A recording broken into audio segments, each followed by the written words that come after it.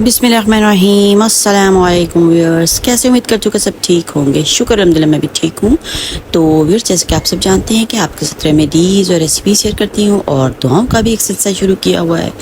तो व्यूअर्स, आज की वीडियो जो है वो बहुत ही ख़ास है। शुगर का रूहानी इलाज हम कैसे कर सकते हैं। दवाइयाँ तो हम खाते हैं और दवाइयों के ज़रिए एक तो इलाज होता है और एक इलाज होता है जनाब रूहानी इलाज।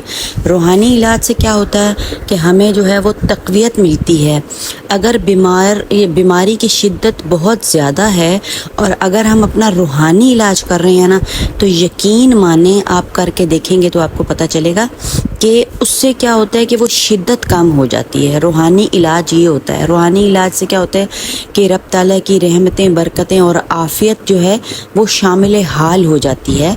तो कितने भी बीमार हो ना, तो इसीलिए देखें, जब कहते हैं कि कोई करीबुल मर्ग होता है तो उस पर क्या करते हैं कि सूरत यासीन पढ़ना शुरू कर देते हैं। कहते हैं जी सूरत यासीन पढ़ें, सूरत यासीन पढ़ें कि इसकी मुश्किल आसान हो।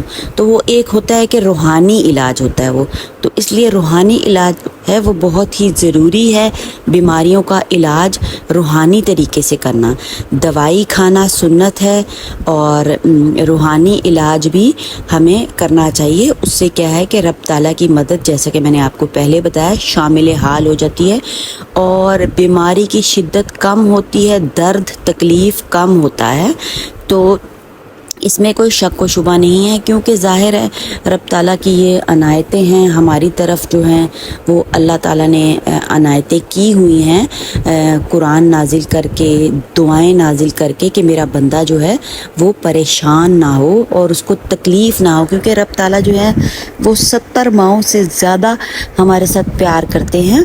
एक तो तकलीफ़ बीमारी आ गई है तो उस पर बहुत ज़्यादा जो है आपको रिएक्ट नहीं करना, बस अल्लाह का शुक्र अदा करें कि थोड़ी तकलीफ़ में भी शुक्र अदा करना चाहिए कि उससे बड़ी तकलीफ़ भी हो सकती है।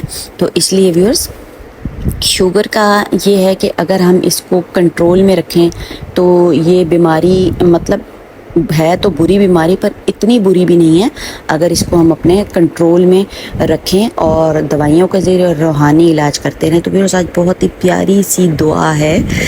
तो कुरान पूरा का पूरा दुआ है, शिफा है कुरान में।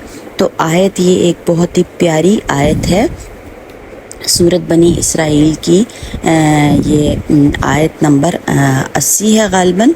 तो शुगर का रूहानी इलाज। बिस्मिल्लाहिर्रहमानिर्रहीम।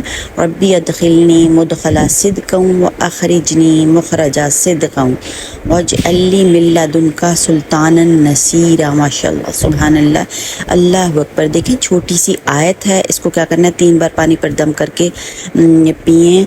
शुरू में और आखिर में 3 बार जो है वो दुरूद शरीफ का एहतमाम कर लें और इसको जारी और सारी रखें।